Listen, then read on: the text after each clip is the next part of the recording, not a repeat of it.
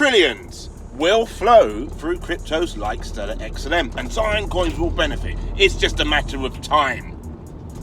But we have hundreds of billions wiped off the crypto market cap because of the Binance and FTX feud.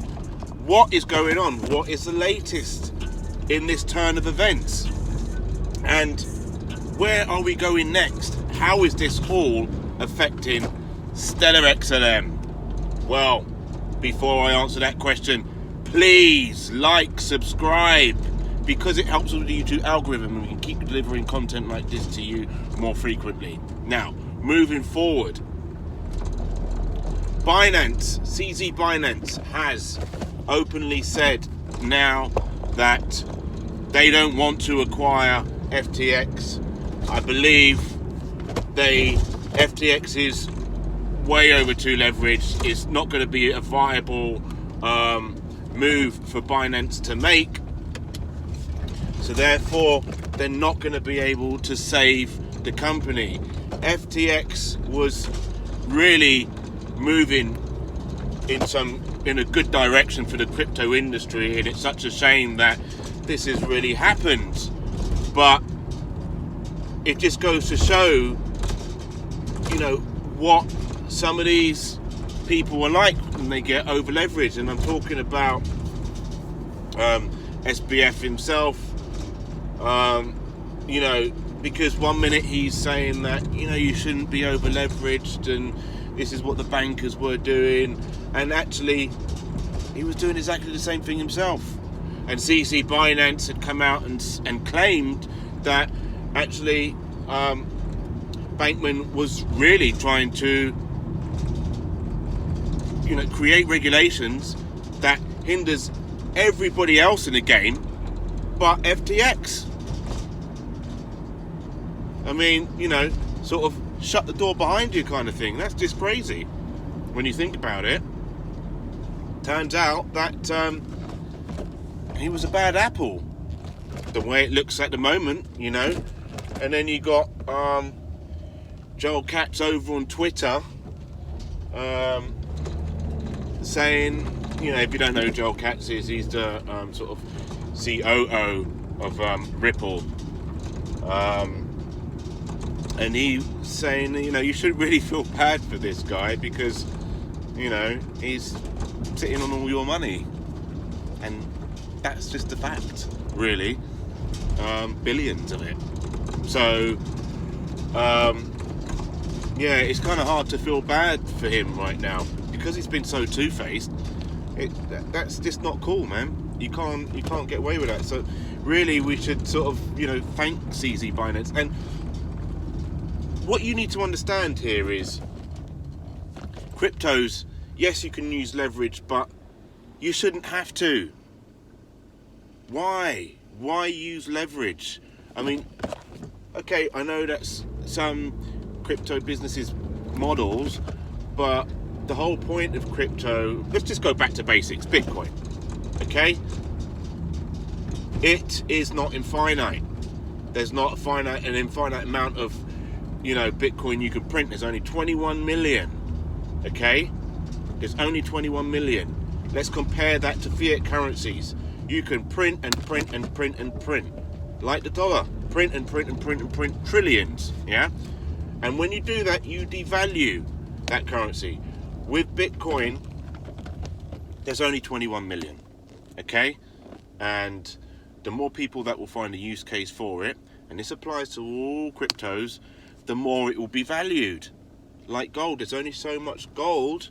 There's only so much gold you can mine at one time. There's only so much crypto, right?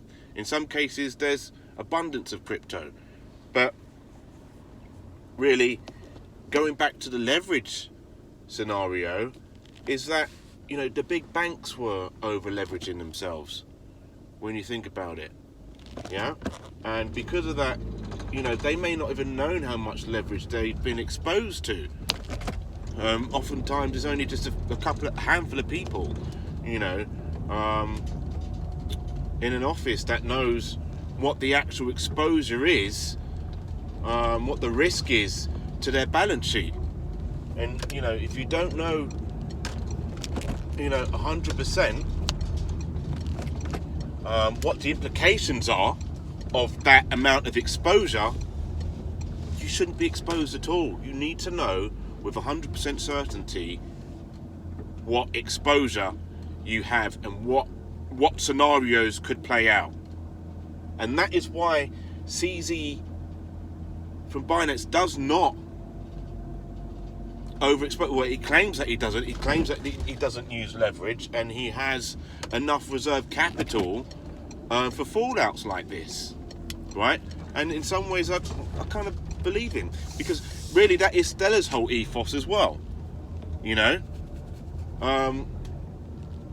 This whole leveraging situ is rife. It's rife now in crypto, unfortunately. Look, I'm not saying it's a bad thing. Yes, it's okay to use leverage, but I don't use leverage. I don't like the idea of it. You seldom win by using leverage. Patience is key in this game. And really,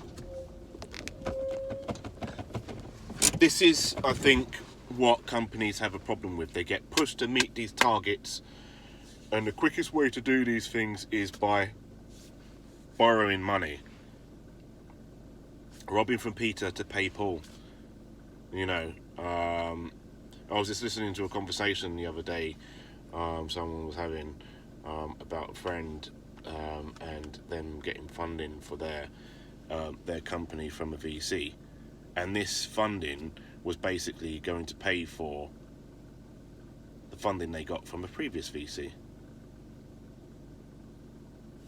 That to me isn't a good business model. It's a good business model if it's not paying for the funding from the previous VC. That tells me that whatever business they're doing is not working that well.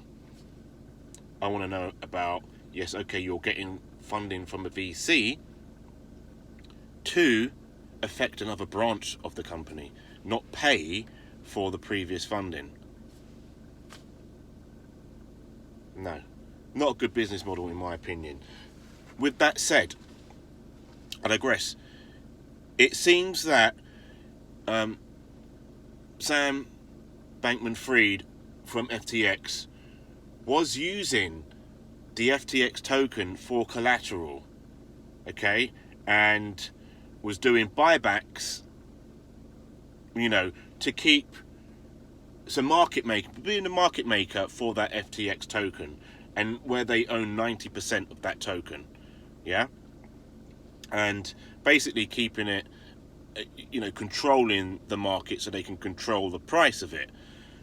And so where they're able to control the price of it, they're able to use it as leverage and offer this token to, other companies, other crypto foundations, where then they can use that token to prop up their prices. Solana, for example.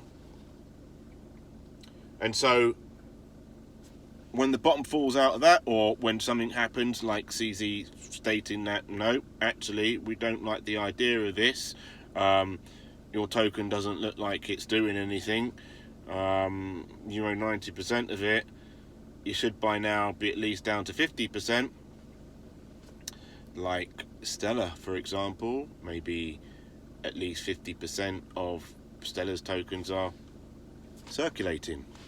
So this is the point. You got to look at the tokenomics of a crypto, of a coin, to be sure that it's going to be a worthwhile bet, if you like. It's going to be a good investment, if you like, if you're so inclined to invest your money into that. But you shouldn't expect a return, because this is what happens. This is a very new industry, and expecting a return on cryptos, yes, history has proven that you're going to get fantastic returns, but ultimately, I would suggest that the hard code of Bitcoin says you're going to get a return. So if you're going to make an investment, perhaps it should be Bitcoin. It's not the most efficient crypto, but it actually, the algorithm itself is a good bet. So, and like Stellar, for example, they differ in the sense that it's developer focused, and if the token has a use case, if there's utility in the token, need I say any more? If it's being used, it's only got to be used, and you know, people will adopt it to do more and more and more and more things. It's only going to grow. It's only going to grow. There's a limited supply. There's only 50 billion Stellar. There was 100 billion. Can't make any more. That's it. It's a limited supply. It's capped.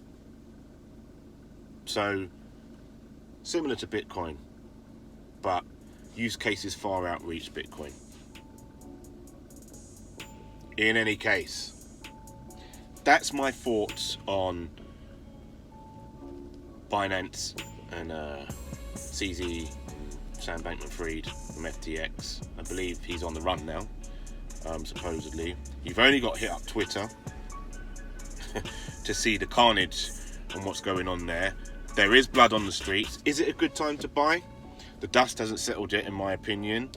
I would certainly look at Coinbase stocks. Might be a good buy. It's at its lowest it's ever been, $45. I might pick up some at that price. I can't really help myself, really. Links in the description for Trading 212, those of you that are in the UK. You grab $100, £100 worth of shares. We both get £300 worth of shares. Links in the description. Use it. Anyway, without further ado, I'm Nathan, aka Nathan of Zion. Smash the Zion coin up there, like and subscribe, and I'll see you in the next one. Have a great day now. Take care.